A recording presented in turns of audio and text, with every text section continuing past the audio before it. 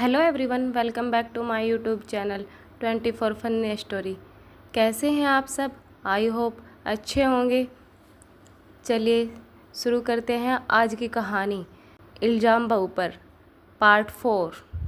तरुण तारा के पास गया और उसने तारा से कहा कि मुझे तुमसे कुछ बात करनी है, पर मैं वो बात यहाँ नहीं कर सकता हूँ, इसलिए क्या तुम मेरे साथ बाहर कॉफ़ी पर चलोगी? तारा तरुण के बारे में जानकर उसे ना बोलना चाहती थी, पर उसके पागल दिल ने उसे कहने नहीं दिया और फिर ब्रेकफास्ट को अधूरे में ही छोड़कर तारा तरुण के साथ उसकी गाड़ी में बैठकर बाहर चली गई। कुछ दूर में जाकर तरुण ने अपनी गाड़ी रोक दी और तारा से कहा कि मुझे पता है तारा कि तुम मेरे लिए क्या फील करती हो। ये सुनकर तारा बहुत हैरान हो गई। उसने बहुत ही हैरानी से तरुण की तरफ देखा भी।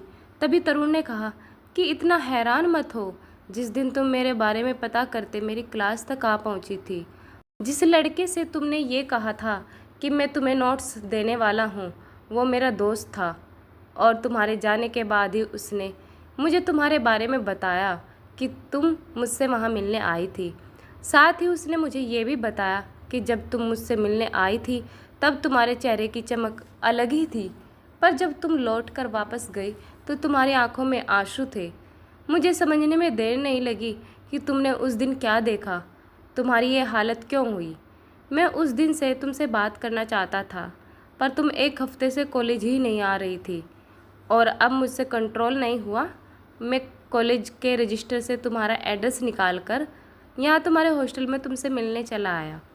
हो सके तो तुम मुझे इसके लिए माफ़ कर देना, पर अब मेरा तुमसे बात करना बहुत ज़रूरी था और तुम मेरे बारे में कुछ भी गलत सोचो तो मैं तुम्हें बता दूं कि उस दिन तुमने मुझे जिस लड़की के साथ देखा था वो मेरी गर्लफ्रेंड तनीषा है और हम दोनों ही फर्स्ट ईयर से एक दूसरे को प्यार करते हैं और बहुत जल्द हम दोनों शादी भी करने वाले हैं। इसलिए उस दिन हम दोनों, लेकिन तुम्हारी भावनाओं की मैं इज्जत करता हूँ, पर तुम्हें धोखे में भी नहीं रख सकता।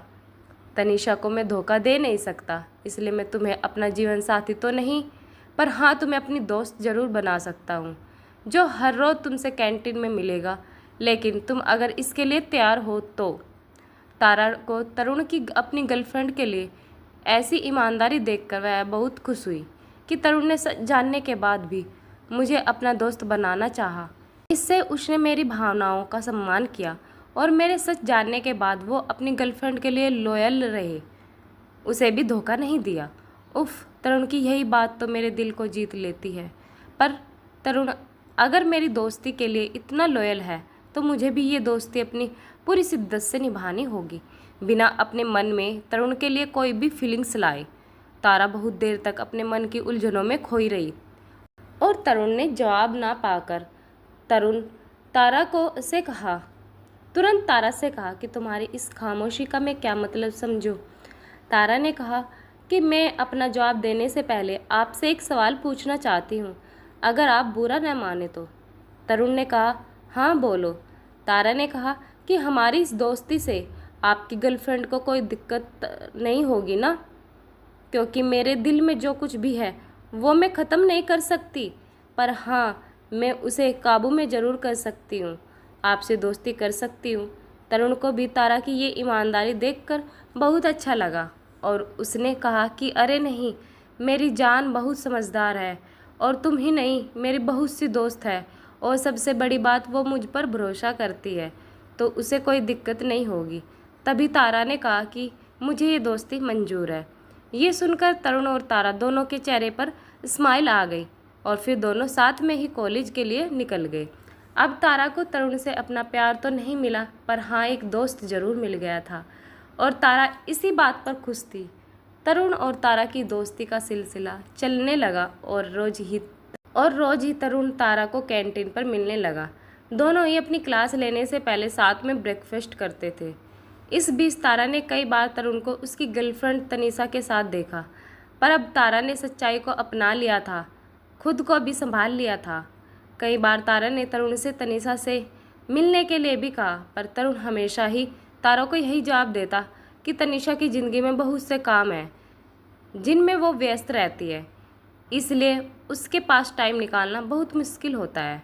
तभी तारा ने कहा कि आपके लिए भी। इस बात पर तरुण थोड़ा मायूस हो गया, पर उसने फिर भी मुस्कुराते हुए कहा कि हर किसी को अब अपने फ्यूचर की चिंता है, इसलिए सबको पहले अपना कैरियर बनाना चाहिए, बाद में ये आस्की करनी चाहिए। तरुण के जवाब से तारा को थोड़ा शक तो हुआ था कि शायद तनिषा तरुण पर ध्यान नहीं देती, पर तारा ने सोचा ये दोनों का निजी मामला है, इसमें किसी तीसरे को नहीं पढ़ना चाहिए। एक दिन तारा अपनी क्लास में बैठी हुई लेक्चर अटेंड कर रही थी कि तभी क्लास के बाहर तरुण खड़ा होकर उसे इशारे से बाहर बुलाने की कोशिश कर रहा था। तारा ने उसे बहुत समझाने की कोशिश की, पर तरुण नहीं माना और फिर तारा का दिल नहीं माना। इसलिए लेक्चर के बीच में ही तारा ने अपने सर से डांट खाई और बाहर जाने की परमिशन ले ली। बाहर आकर तारा ने तरुण पर बहुत गुस्सा किया और उस गुस्से में ही उसे आप से तुम बोल दिया, जिस पर तारा ने तरुण से तुरंत माफ़ी मांगी और तरुण ने कहा कि तुम ही बोलो, अच्छा लगता है और अपना सा भी। तभी तारा ने कहा ठीक है, पर अब तुम मुझे बताओ कि तुमने मुझे बीच लेक्चर में क्यों बुलाया। तब तरुण ने कहा कि आज मेरी जान का बर्थडे है और मुझे उसके लिए एक रिंग लेनी है और ड्रेस भी। अब मैं तो कहीं दुकान घूमकर आ रहा हूँ, पर मुझे कुछ भी समझ नहीं आया कि मैं क्या लूँ, इसलिए फिर तुम्हारा ध्यान आया कि तुम भी लड़की हो, एक लड़की दूसरी लड़की से पसंद को अच्छे से जानती है, इसलिए अब तुम मेरे साथ चलो। तारा ने कहा कि तुम अब अपनी दोस्ती का गलत फ़ायदा उठा रहे हो। तरुण ने कहा जो समझना है समझो, पर तुम मेरी अभी मदद करो बस। तारा ने कहा कि मैं तुम्हारी मदद तो कर दूंगी, पर एक प्रॉब्लम है तुम्हारी तनिषा और मेरे में। तरुण ने हैरान होकर तुरंत पूछा कि क्या प्रॉब्लम है तुम दोनों में। इस वीडियो का नेक्स्ट भाग देखने के लिए चैनल को सब्सक्राइब करें और साथ में बेल आइकन जरूर दबाएं। धन्यवाद।